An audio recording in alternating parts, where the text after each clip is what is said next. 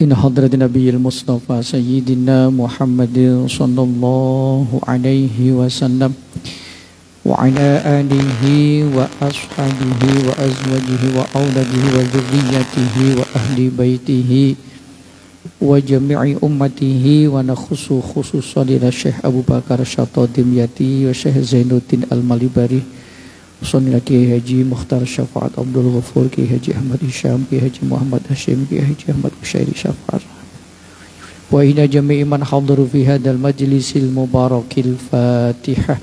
أعوذ بالله من الشيطان الرجيم.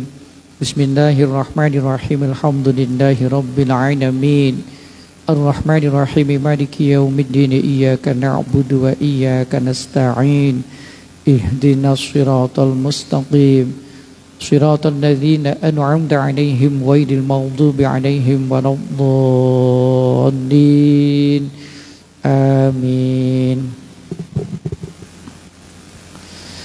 Bismillahirrahmanirrahim. Wa sunna kafu nafsin an ta'amin fihi syubhatun wa syahwatun mubahatun mimmasmu'in wa mubsirin wa masu tayyibin wa sammuhu walau ta'aradat karohatu masih tayyibi bisoimi warad tayyibi fajtinabul masih aula li anna karohatahu tu'ti ila nuqsanil ibadah.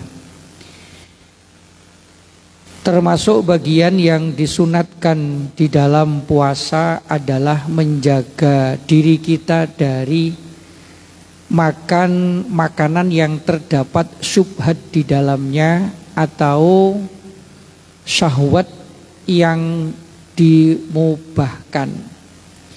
Artinya ketika kita puasa, kita ini sudah menahan diri kita dari makan minum selama seharian penuh dari terbit fajar sampai terbenam matahari. Kita menahan tidak makan, tidak minum walaupun makanan dan minuman itu ada. Dan bahkan makanan dan minuman itu halal.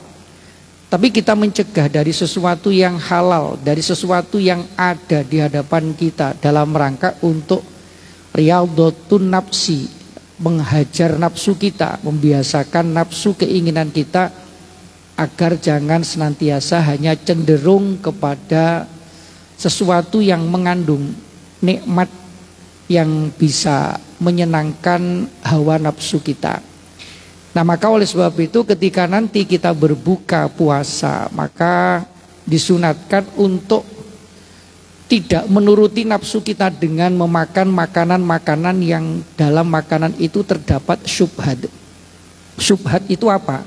Syubhat itu adalah sesuatu yang belum jelas antara halal dan haram. Sebab al-halalu bayyinun wal haramu bayyinun wa ma bainahuma umurun mustabihatun. Halal itu jelas, haram juga jelas. Namun di antara halal dan haram itu ada perkara namanya syubhat. Masih belum jelas tentang halal dan haramnya. Maka kita harus benar-benar menghindarkan diri kita dari memakan makanan yang makanan itu masih belum jelas status halal dan haramnya. Ya, satu contoh misalnya ketika kita buka puasa di masjid, kemudian ada makanan misalnya nasi kotak. Kita tadi naruh nasi kotak perasaan di atas kotak infak. Tapi setelah selesai sholat, ternyata di atas kotak infak yang kita naruh nasi tadi nggak ada. Adanya di sebelahnya di atas kursi. Kemudian kita mikir, ini jangan-jangan punya saya tadi tertukar dengan ini. Padahal belum tentu dan belum jelas ini milik siapa. Karena kan kita sama-sama ngambil dari sedekah orang yang bentuk kotaknya sama, cuman ingat kita nanti tadi naruhnya di atas kotak infak, tapi ini nggak ada, adanya di sebelahnya. Maka ini belum jelas statusnya.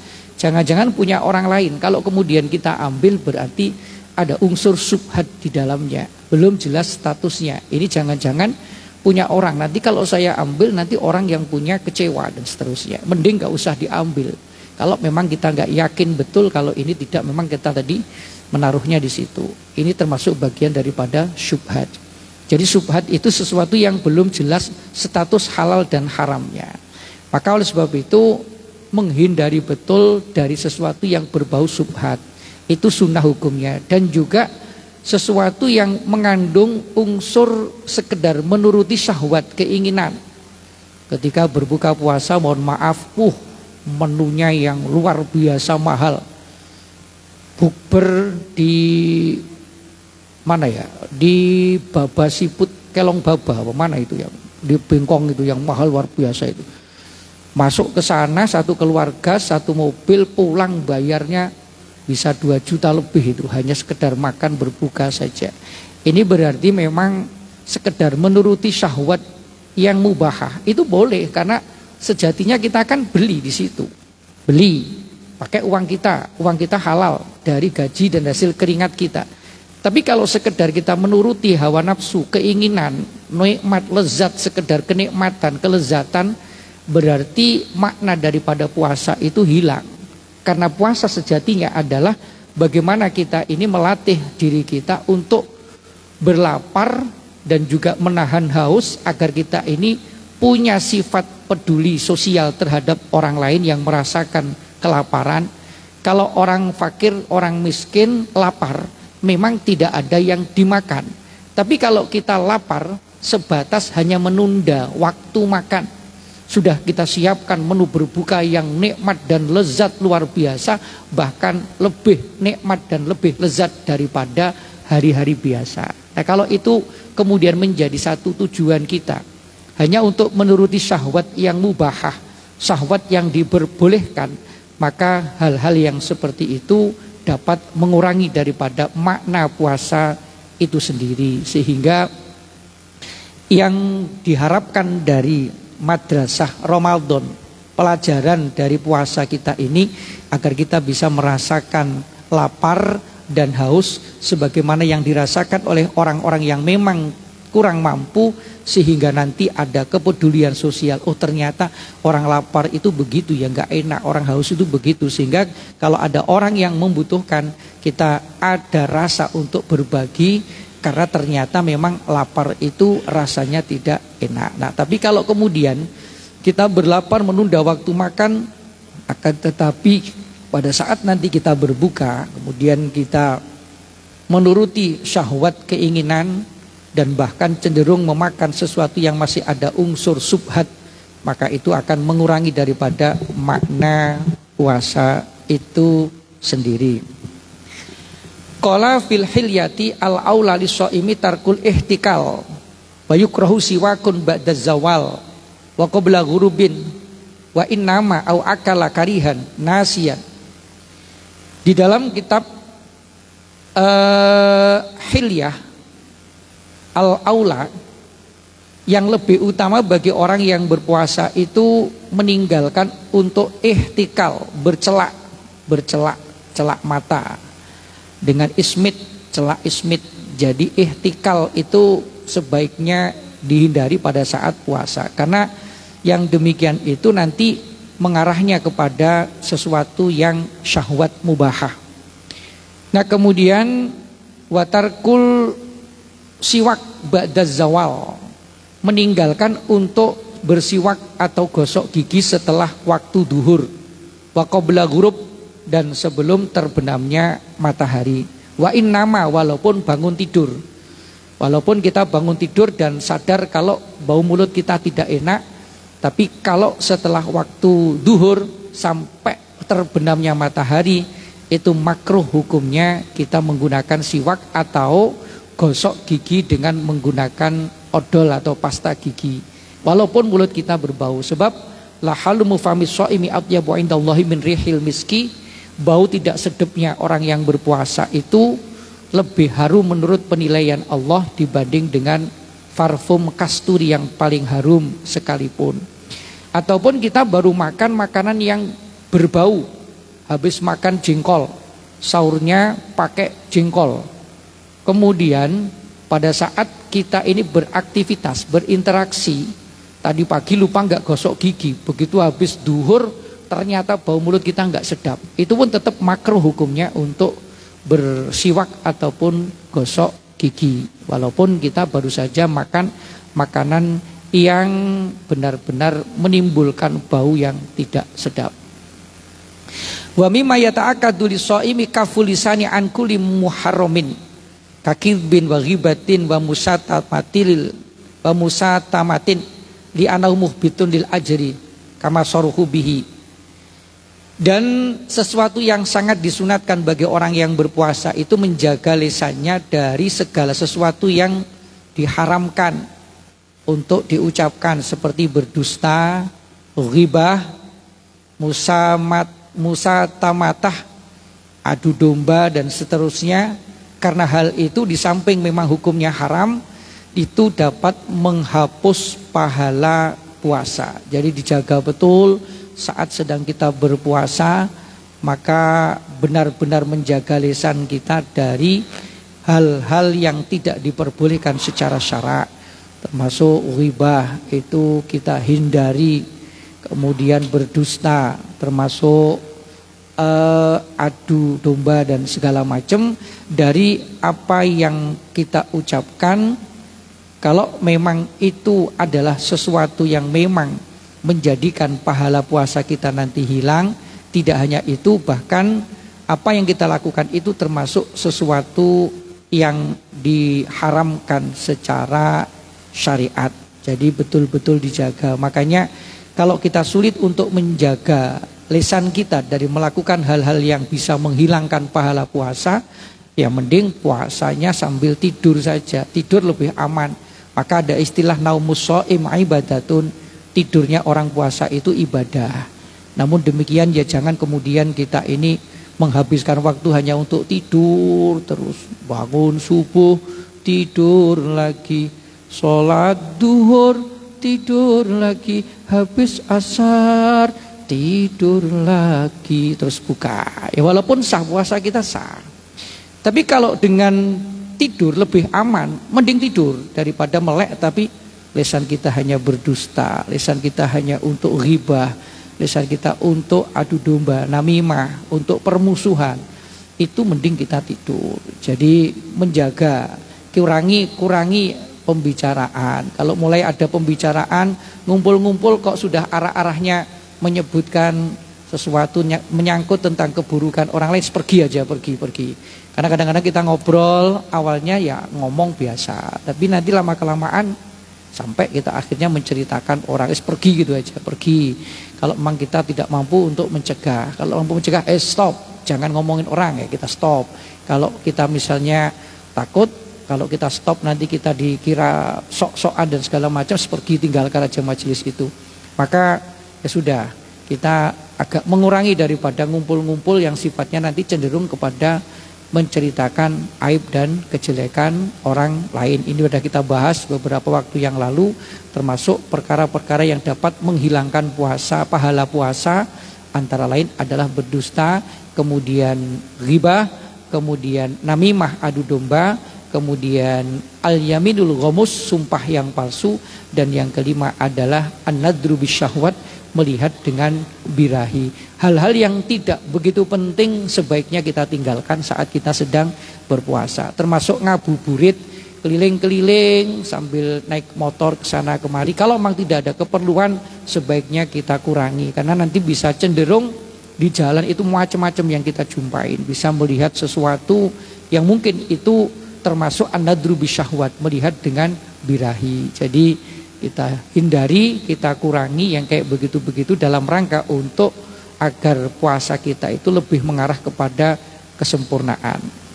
Wa sunnah ma'at ta'kidi bi ramadhana wa asrihi al-akhir akadu iksaru sedekah. Dan termasuk bagian daripada sunnah yang muakkad, sunnah yang sangat dikukuhkan adalah pada 10 hari terakhir Ramadan, termasuk pada saat-saat ini, kita sudah berada di hari ke-29. Menurut prediksi dari ahli hisab dan ahli falak, 1 Syawal berkemungkinan besar terjadinya nanti pada hari Senin. Kalau kita berpijak daripada mulainya 1 Ramadan kemarin dengan standar yang digunakan adalah ru'yatul hilal yang dilakukan terdapat di Aceh ataupun dari daerah Bali, karena standar di Aceh itu yang digunakan sebagai standar.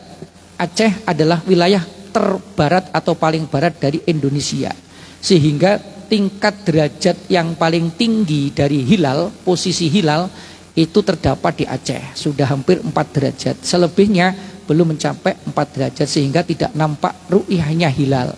Sehingga kalau standar dari kemarin dari Aceh yang kita gunakan sebagai standar, maka untuk nanti sore di akhir tanggal 29 Ramadan pasti nanti akan ada ru'yatul hilal lagi. Ada hilal, terus nanti malam ba'da maghrib pasti akan ada namanya sidang isbat.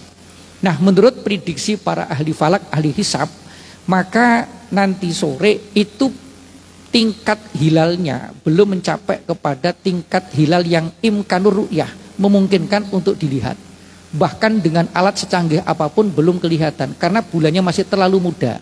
Sehingga besar kemungkinan Idul Fitri jatuhnya pada hari Senin. Tapi kita tetap harus menunggu keputusan nanti sore. Pak Ketua Panitia, kambingnya jangan dipotong dulu, nanti kasihan udah dipotong sekarang dimasak nanti malam belum lebaran pula, besok harus motong lagi nanti ya. Pokoknya tunggu aja pengumuman. Kalau ternyata nanti malam diumumkan besok lebaran, ya sudahlah, potong untuk makan bersama aja di sini, nggak usah untuk takbir keliling. Cuman yang heboh cuman di Indonesia. Di Mekah, di Madinah itu nggak pernah ada heboh mau diumumin lebaran itu jam 12 malam besok lebaran, ya nggak heboh karena di sana nggak ada tradisi opor, ketupat, kemudian lontong, itu nggak ada. Pokoknya lebaran ya lebaran, nggak ada mereka itu silaturahim, itu nggak ada. Yang ada cuman di Indonesia. Tradisi halal bihalal, kemudian saling silaturahim, makan opor, makan gulai dan segala macam yang ada cuman di Indonesia. Apalagi sekarang mak-mak itu heboh, ribut gara-gara santan mahal sekilo 30.000. Oh, itu pun langka, rebutan itu di pasar itu, Masya Allah. Ini luar biasa di Indonesia. Dalam rangka untuk niatnya itu menghormat tamu. Niatnya itu menghormat tamu, bagus itu.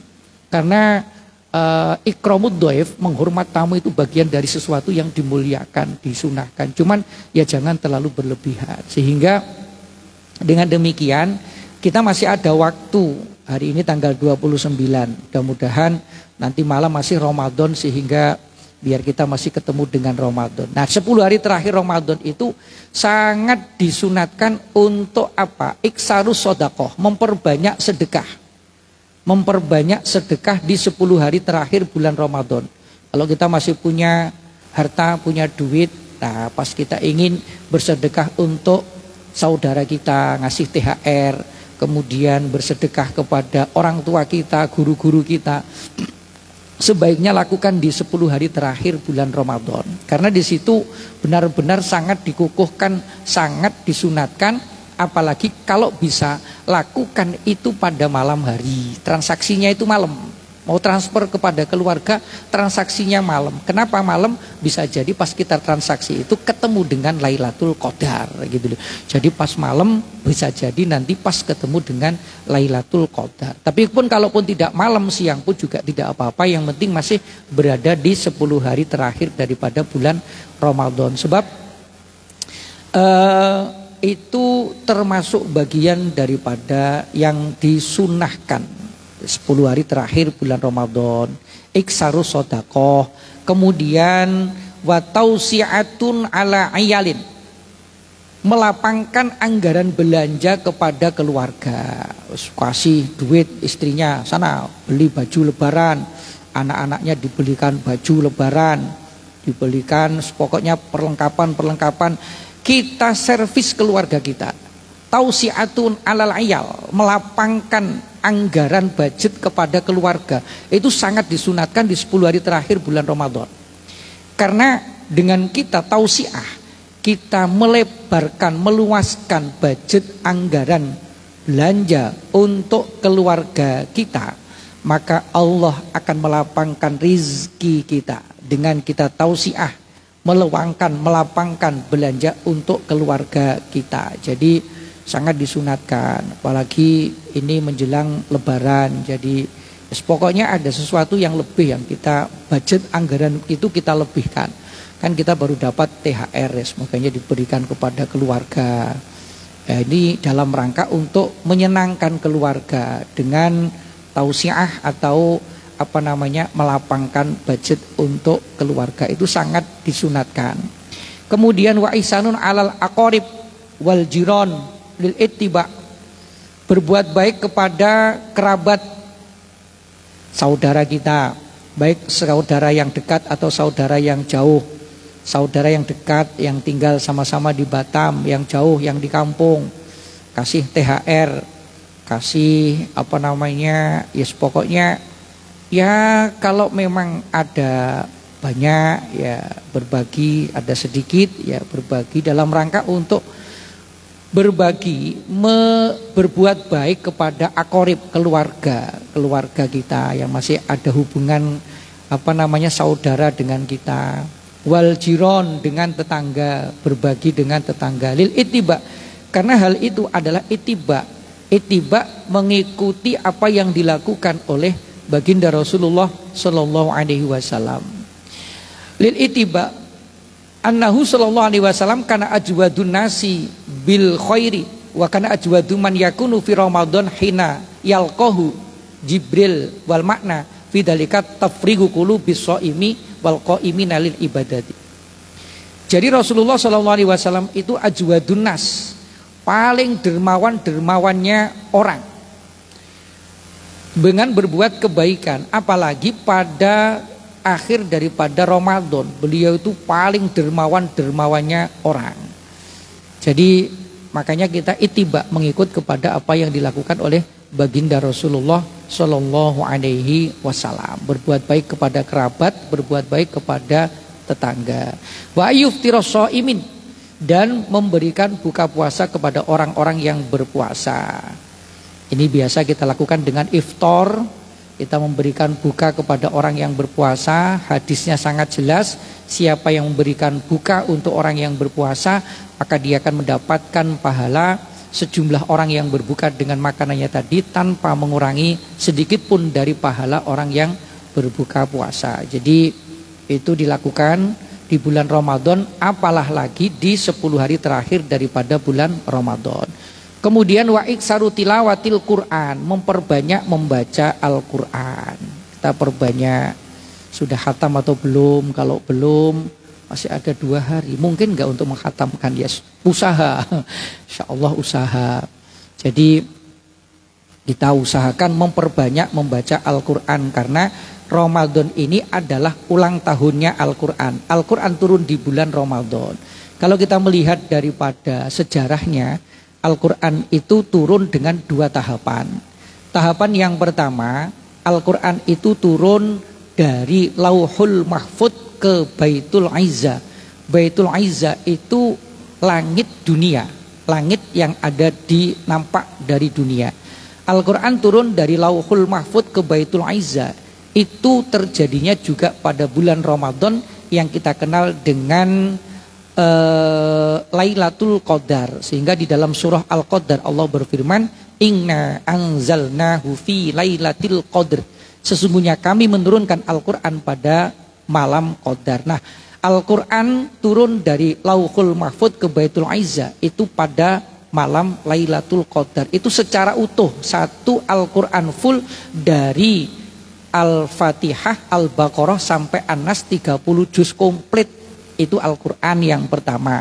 Kemudian dari Baitul Izzah turun dibawa oleh malaikat Jibril kepada Nabi Muhammad, yang pertama kali juga terjadi pada bulan Ramadan, tepatnya pada tanggal 17 Ramadan yang kita kenal dengan Nuzulul Quran.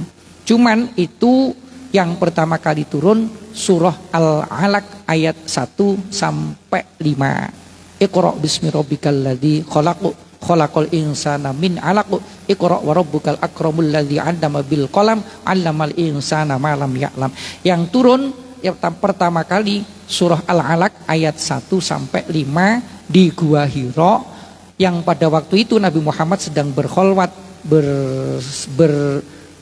menyendiri di Gua Hira, dan kemudian malaikat Jibril turun diutus oleh Allah menyampaikan Al-Quran pertama kali surah Al-Alaq. Sehingga dari Baitul Izzah, langit dunia, kemudian Al-Quran diturunkan kepada Nabi Muhammad ini munajjaman secara diangsur-angsur dalam kurun waktu 22 tahun, 2 bulan, 22 hari atau 23 tahun. 13 tahun selama Nabi Muhammad berada di Mekah dan 10 tahun selama berada di Madinah. Ini dalam kurun waktu 23 tahun. Nah, logikanya mestinya kalau kita bicara logika, yang turun pertama harusnya surat Al-Fatihah. Yang turun terakhir harusnya surat An-Nas. Tapi kenapa yang turun pertama surat Al-Alaq ayat 1 sampai 5? Ini menandakan betapa pentingnya kita ini membaca. Iqra, bacalah. Bismi rabbikal ladzi khalaq. Ketika kita membaca harus dengan menyebut nama Allah Subhanahu wa taala, zat yang menciptakan. Jadi diturunkan pertama Al-Alaq, kemudian Al-Alaq sendiri ada 19 ayat. Ayat ke-6 dan seterusnya tidak pada saat itu turunnya, berbeda waktu dan tempat. Jadi Al-Qur'an turun sesuai dengan kebutuhan, sesuai dengan kondisi dan situasi. Bahkan ketika Al-Qur'an ini turun kepada Nabi Muhammad kadang-kadang menjadi jawaban dari sebuah permasalahan yang dihadapi. Misalnya Nabi Muhammad itu mendapat pertanyaan dari sahabat dari umatnya tentang haid. Maka kemudian ada ayat yas'alunaka 'anil mahid. Kemudian turun ayat qul huwa adza fa'tazilun nisaa fil mahid, tentang jawaban tentang masalah pertanyaan. Jadi kadang-kadang Al-Quran itu sehingga disesuaikan dengan ketentuan. Setelah Al-Quran turun secara utuh, baru kemudian Rasulullah secara tauqifi itu Rasulullah secara sendiri, tidak dengan bantuan siapapun, atas petunjuk dari Allah kemudian menyusun urutan Al-Quran sesuai dengan Al-Quran yang pertama kali turun ke Baitul Izzah dari Lauhul Mahfuz, urutannya dari Al-Fatihah, kemudian Al-Baqarah sampai An-Nas sesuai dengan mushaf yang biasa kita baca, diurutkan oleh Rasulullah secara tauqifi sehingga sampailah seperti mushaf yang sekarang ini. Jadi Al-Quran turun dengan 2 tahapan. Nah, di bulan Ramadan kita ini diperintah untuk memperbanyak membaca Al-Quran. Anna tilawatal Quran al-azim min afdhalil ibadat wa a'dhamil qurbat wa ajli ta'at wa fiha ajrun adimun wa thawabun karimun. Membaca Al-Quran itu adalah merupakan afdhalul ibadat, lebih afdolnya ibadah. Sebab Rasulullah pernah bersabda, afdhalu ibadatil ummati qiraatul Quran. Sebaik-baiknya amal ibadah umatku adalah membaca Al-Quran. Kita harus jeli dalam memahami hadis. Hadis itu ada asbabul wurud. Kalau Al-Quran ada asbabun nuzul. Jadi terkadang kita ini mendengar hadis afdhalu ibadatil ummati qiraatul Quran. Sebaik-baik ibadah umatku adalah membaca Al-Quran. Ini konteksnya. Bisa jadi pada waktu itu ketika di kelompok komunitas orang-orang yang sedang kurang semangat dalam membaca Al-Quran, maka kemudian Rasulullah menyampaikan sebaik-baik amal ibadah umatku adalah membaca Al-Quran. Nanti akan kita temukan lagi afdhalul ibadati ummati, sebaik-baik amal ibadah umatku adalah misalnya as-shadaqah, sedekah.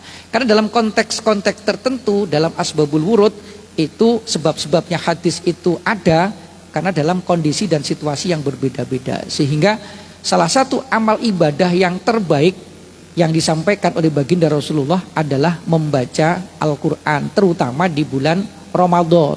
Ini sebaik-baik membaca Al-Quran. Kalau kita lagi berat baca Al-Quran sendiri males, ya ikut taraweh yang 1 juz.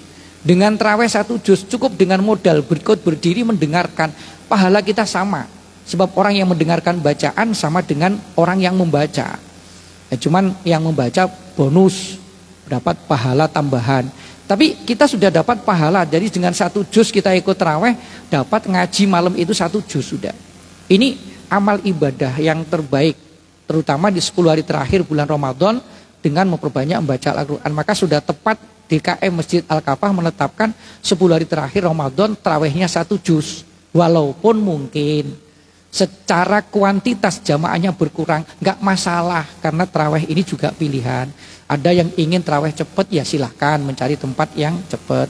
Tapi kita juga harus memfasilitasi orang-orang yang pengen dapat kelebihan daripada amal ibadahnya, meningkatkan ibadah dengan 1 juz. Jadi ya kita tetap akomodir, yang pengen 1 juz kita siapkan, yang pengen cuman sepertiganya juz, jadi ikut yang tarawih 8 itu berapa? Seperempat atau setengah ya? Seperempat atau sepertiga? Sepertiganya ya ikut yang 8. Ya nggak apa-apa, itu kan pilihan, monggo silahkan. Jadi intinya yang ingin mendapatkan kelebihan juga kita fasilitasi. Ya kita tentunya memang dalam hal ini ada plus minusnya. Dalam hal ini yang pengen cepat ya pengen dapat yang cepat, ya monggo silahkan. Kita tidak memaksakan, tapi tetap kita memfasilitasi jamaah yang ingin mendapatkan sesuatu yang lebih sehingga tetap terakomodir. Karena membaca Al-Quran itu sebaik-baik ibadah. Wa'adhamul kurubat, dan lebih agung-agungnya ibadah sunnah. Kurbat itu adalah ibadah dalam rangka untuk mendekatkan diri kita kepada Allah. Wa'ajlut ta'at, dan lebih agung-agungnya ketaatan kita kepada Allah Subhanahu wa taala. Wa fiya ajrun azim. Dan di dalam membaca Al-Qur'an itu ada pahala yang agung. Wa thawabun karim, dan juga pahala yang mulia. Qala Allah taala, innal ladzina yatluna kitaballahi wa aqamus sholata wa anfaqu mimma razaqnahum sirran wa alaniyah yarjuna tijaratan lan tabur liwafiyahum ujurahum wa yaziduhum min fadlihi innahu ghafurun syakur. Jadi orang-orang yang membaca kitab Allah, yakni Al-Quran, dan mendirikan sholat dan menginfakkan hartanya di jalan Allah sirron wa alaniyah, baik rahasia maupun terang-terangan, yarjuna tijaratan lan tabur, mereka itu mengharapkan perdagangan yang tidak pernah ada ruginya, liwafiyahum ujurahum, dan mereka nanti akan mendapatkan kesempurnaan daripada balasan pahala di akhirat. Dan Allah menambahkan kepada mereka keutamaan kepada mereka yang senantiasa membaca Al-Quran, bersedekah secara sir dan alania, mendirikan sholat. Mereka akan mendapatkan ampunan dari Allah Subhanahu wa ta'ala. Kemudian innahu ghafurun syakur, Allah maha pengampun dan Allah maha menerima syukur dari hambanya. Qala Rasulullah SAW, afdhalu ibadati ummati tilawatul Quran. Sebaik-baik ibadah umatku adalah membaca Al-Quran. Jadi baca Al-Quran terutama di 10 hari terakhir Ramadan, kita lebih banyak membaca Al-Quran. Bahkan Rasulullah juga bersabda, man qara'a harfan min kitabillahi kat kutibat lahu hasanatun wal hasratu bi asyri amsalihha. La aqulu alif lam mim harfun wahidun bal alifun harfun wa lamun harfun wa mimun harfun. Wa qala alaihi salatu wasallam yaqulu Allahu ta'ala man sagholahu dzikri wa tilawati kitabi an mas'alati a'taituhu afdhala ma utiya as-sailina. Rasulullah SAW bersabda, barang siapa yang membaca 1 huruf dari kitab Allah, yaitu Al-Quran, maka 1 huruf itu akan ditulis hasanatun, 1 kebaikan, wal hasanatu bi asri amthaliha, 1 kebaikan dilipat gandakan sampai 10 kebaikan. Dan Rasulullah mengatakan, aku tidak berkata alif lam mim itu 1 huruf, tapi alif 1 huruf, lam 1 huruf, mim 1 huruf. Berarti alif lam mim itu sudah 3 huruf, mendapatkan 3 kebaikan dilipat gandakan menjadi 30 kebaikan. Itu luar biasa. Dan kemudian Allah Subhanahu wa taala berfirman, barang siapa yang menyibukkan dirinya dengan berzikir kepadaku dan membaca kitabku yakni Al-Qur'an, maka orang itu akan aku berikan kepada orang tersebut sebaik-baik yang aku berikan kepada orang-orang yang pernah memajukan permintaan kepadaku. Wah, ini luar biasa. Jadi kita membaca Al-Quran, sibukkan kehidupan kita untuk membaca Al-Quran. Kemudian wa fadlu kalamillahi ala sairil kalami kafadlillahi ala khalqihi. Keutamaan kalamnya Allah yakni Al-Quran dibanding kalam yang lain itu seperti keutamaan Allah dibanding dengan makhluknya. Wah, ini luar biasa. Wa qala alaihi salatu wasalam, iqra'ul Qur'ana fa innahu ya'ti yaumal qiyamati syafi'an li ashabihi. Bacalah Al-Qur'an karena Al-Qur'an nanti akan datang pada hari kiamat memberikan syafaat pertolongan kepada orang yang membacanya. Dengan kita membaca Al-Qur'an, Al-Quran akan menjadi penerang kubur kita nanti, dan Al-Quran yang akan membela kita di dalam kubur kita di akhirat nanti dari adabnya Allah Subhanahu wa taala. Wa qala Ali karamallahu wajhah man qara'al Qur'an wa huwa qa'imun fi shalat kana lahu bi kulli harfin mi'atu hasanatin. Siapa yang membaca Al-Quran sedangkan orang itu dalam keadaan berdiri waktu sholat, maka dia mendapatkan satu huruf 100 kebaikan. Kalau Al-Quran dibaca pada saat sholat, itu satu hurufnya dilipat gandakan menjadi 100 kebaikan. Ini kita baca sendiri kan berat. Ya sudah, makmum ikut tarawih, pilih yang satu juz, luar biasa itu. Satu huruf dapat 100 kebaikan. Satu juz itu loh, berapa huruf itu? Wah, saya gak berani ngitung itu. Sudah pasti salah-salah nanti ngitungnya. Pokoknya banyak gitu aja. Cukup dengan kita ikut berdiri, Allahu Akbar sambil ngantuk-ngantuk begini, amin amin. Allahu Akbar sambil ngantuk-ngantuk begini, Allahu Akbar, ikut ruku, Allahu Akbar, iktidal. Terus dapat pahala sama dengan imam. Beratnya imam kan begitu. Apalagi kita tadi malam Qiyamul Lail, kita membaca surat Ikhlas itu sampai 100 kali itu. Surat Hajat itu 10, 20, 30, 40 itu kalau dihitungkan 100 kali itu. Berapa itu jumlah hurufnya? Pokoknya banyak lah. Jadi pahalanya kalau dibaca saat sholat itu satu hurufnya sama dengan 100 kebaikan. Ini yang berkata Sayyidina Ali bin Abi Thalib.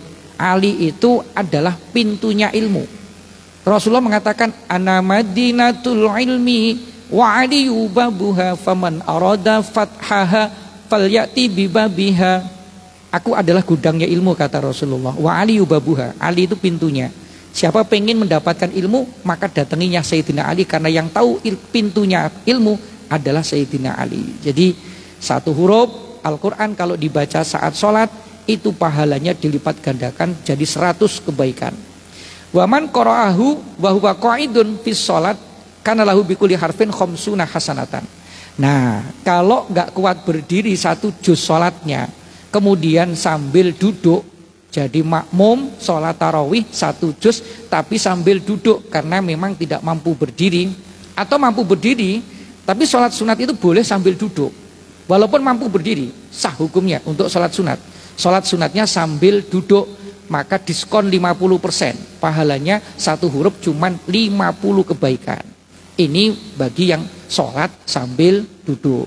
Waman qara'ahu kharija sholati wa huwa ala taharatin kana lahu bikulli harfin khamsun wa isruna hasanatan. Siapa yang membaca Al-Quran di luar sholat, artinya tidak dalam keadaan sholat, bacanya sambil dalam keadaan suci, maka orang itu setiap satu huruf dapat 25 kebaikan. Dibaca di luar sholat dalam keadaan suci, maka pahalanya 25 kebaikan. Apa boleh membaca Al-Quran dalam keadaan tidak suci? Boleh. Sekedar membaca boleh. Yang enggak boleh itu la yamassuhu illal mutahharun. Menyentuh mushaf Al-Quran kalau dalam keadaan tidak suci itu haram hukumnya. Tapi sekedar baca dalam keadaan tidak suci boleh untuk membaca Al-Quran. Yang penting membacanya tidak sucinya bukan karena hadas besar, bukan sedang haid, bukan sedang nifas, tapi sekedar batal wudhu, baca Al-Quran boleh. Tapi kalau dalam keadaan tidak suci, kalau dalam keadaan suci pahalanya 25. Dan kalau dalam keadaan tidak suci, wa huwa ala ghairi taharatin kana lahu bikulli harfin asru hasanatin. Kalau dibaca di luar sholat dalam keadaan batal wudhu, maka satu huruf mendapatkan 10 kebaikan. Wa'lamu annali tilawati adaban dhahiratan wa batinatan wala yakunu al-abdu minat talina haqiqatan alladina tuzakku tilawatahum wa yakunu minallahi bimakanin hatta yata'addaba bitilkal adabi wa kullu man qasara fiha walam yatahaqqaq biha lam takbul tilawatuhu walakinahu la yakhlu fi tilawatihi min sawabin walahu fadlun ala qadrihi. Jadi di dalam membaca Al-Quran itu ada adab-adabnya, adab yang dohir, adab yang batin, termasuk dalam keadaan suci, menutup aurat, menghadap ke arah kiblat di tempat yang suci, dan seterusnya itu ada adab-adabnya. Kalau kita membaca Al-Quran sambil menjaga adab, maka itu pasti nanti pahalanya lebih besar daripada yang kurang dalam menjaga adabnya. Nah, adab yang paling sempurna membaca Al-Quran dalam keadaan sholat. Karena orang yang sholat pasti suci, pasti menghadap kiblat, menutup aurat pasti, dan pada waktu-waktu yang memang diperbolehkan untuk ibadah di tempat yang suci. Jadi adab yang paling sempurna membaca Al-Quran ketika dalam keadaan sholat, maka pahalanya itu paling besar kalau dibaca dalam keadaan sholat. Famin ahmil adabi wa akadiha ayyakuna at-tali fi tilawatin mukhlishon lillahi ta'ala wa muridan biha wajahahu al-karim. Jadi adab yang paling kokoh adalah orang yang membaca Al-Quran itu harus ikhlas semata-mata karena Allah, mengharapkan keridhaan Allah Subhanahu wa taala. Wa alayakuna muraiyan wala mutasonnian wala mutazainan lil makhlukin. Yang berikutnya, agar di dalam baca Al-Quran bukan dalam keadaan riya, pamer, karena suaranya enak kemudian dilagu-lagukan, tapi tujuannya riya. Tapi kalau dalam rangka tujuannya bukan riya, itu memang zayyinu aswatakum bitilawatil Quran. Kita membaca Al-Quran harus dengan pakai suara atau lagu yang baik. Karena Al-Quran itu kalamullah, harus dengan lagu yang indah. Ya jangan kemudian kita membaca Al-Quran tidak pakai tidak pakai, ya paling tidak pakai lagu sebisa kita lah. Lagunya ya lagu-lagu biasa. A'udzubillahi minasyaitonirrajim gitu. Tapi jangan kemudian baca a'udzubillahi minasyaitonirrajim. Jangan, tidak pakai sama sekali, ya tidak. Jadi artinya tagoni itu penting, tapi tujuannya bukan semata-mata untuk riya, tapi tujuannya adalah benar-benar dalam rangka mengharap ridha Allah. Tidak dibuat-buat dalam hal ini untuk pamer kepada makhluk, tidak. Itu diantara adab-adabnya. Wa ayakuna mumtali as-sirri wal qalbi bi'admatil mutakallim. Dalam hal ini membaca Al-Quran itu harus benar-benar diresapi, kemudian dengan menggunakan hati yang tulus, mengagungkan daripada zat yang telah berfirman di dalam Al-Quran, yakni Allah Subhanahu wa ta'ala. Jadi itu antara lain amalan-amalan yang sangat disunahkan, terutama di 10 hari terakhir bulan Ramadan, adalah membaca Al-Quran. Wa afdalul awqati lil qiraati minan nahari ba'da subhi. Waktu yang paling baik kalau baca Al-Quran siang hari itu setelah subuh. Wa minal laili fi sahur. Kalau malam hari pada waktu sahur. Waktu sahur, setelah makan sahur, kemudian istighfar, baca Al-Quran. Itu waktu yang paling baik. Fabainal isya'aini. Waktu antara maghrib dan isya. Wa qiraatul lail aula. Dan membaca pada malam hari itu lebih baik daripada siang hari. Wa yakuna sya'dul qari at-tadabbur. Sebaiknya keadaan orang yang baca itu tadabbur. Tadabbur itu mentadaburi Al-Quran sambil mengangan-angan Al-Quran. Sebab Al-Quran kalau dibaca sambil mengangan-angan maknanya, itu bagian daripada obat hati. Obat hati ada 5 perkaranya. Yang pertama, baca Quran dan maknanya. Kalau kita membaca Al-Quran kemudian kita tahu artinya, itu luar biasa. Termasuk bagian daripada obatnya hati. Jadi obat hati. Wa dawaul qalbi khamsatun fatilawatul Qur'ani wa tadabburiha. Membaca Al-Quran dengan tadabbur itu salah satu bagian daripada ketika kita membaca Al-Quran. Kalau belum bisa mengartikan, ya beli Al-Quran yang ada terjemahnya. Itu bagian daripada tadabbur. Kalau sudah bisa mengartikan Al-Quran, maka kita membaca Al-Quran itu seperti kita sedang membaca Quran. Jadi tahu maknanya, tahu arahnya kemana, dan sehingga ada makna-makna yang bisa kita pahami ketika kita membaca Al-Quran. Jadi waqala Abules, alhamdulillah sudah suruh. Jadi selesai tugas saya ini, insyaallah kajian terakhir di bulan Ramadan ini, ya, Sabtu. Besok jatahnya Ustadz Imam Yahdi. Jadi saya sudah menyelesaikan tugas-tugas saya untuk misi kajian di subuh. Walaupun mungkin tahun ini konsepnya berbeda dengan beberapa tahun yang lalu. Beberapa tahun yang lalu kan di atas mimbar, kemudian gantian-gantian. Tahun ini sedikit berbeda, ya saya ngikut saja kepada apa yang dikehendaki oleh pengurus dalam hal ini. Mudah-mudahan ada hikmahnya.